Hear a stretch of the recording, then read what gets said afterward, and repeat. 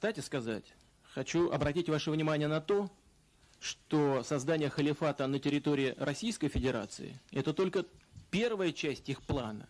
На самом деле, если вы следите за обстановкой в этой сфере, вы не можете не знать, что радикалы ставят перед собой гораздо более масштабные цели. Они говорят о создании всемирного халифата, говорят о необходимости убивать американцев и их союзников. Я думаю, что вы из страны, как раз которая является союзницей Соединенных Штатов, вы в опасности. Они говорят о необходимости убивать всех кефиров, всех немусульман. Значит, если, то есть крестоносцев, как они говорят. Если вы христианин, вы в опасности. Но если вы решите отказаться от своей веры и будете атеистом, вы тоже подлежите по их рассуждениям и по их установкам ликвидации. Вы в опасности. Если вы решите стать мусульманином, то и это вас не спасет.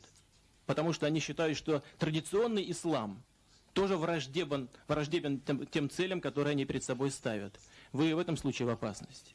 Если вы хотите совсем уж стать исламским радикалом и готовы пойти на то, чтобы сделать себе обрезание, то я вас приглашаю в Москву. У нас многоконфессиональная страна, у нас есть специалисты и по этому вопросу.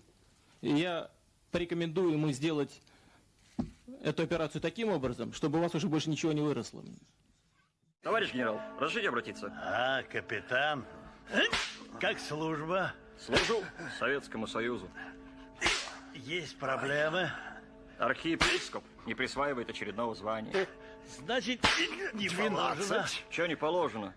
Вон, Семенову мулла в мечети давно майора дал.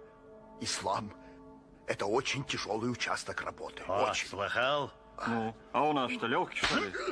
Не, я лучше уйду в синагогу. Что? Группа сотрудников ФСБ, направленные вами в командировку для работы под прикрытием правительства, на первом этапе со своими задачами справляется.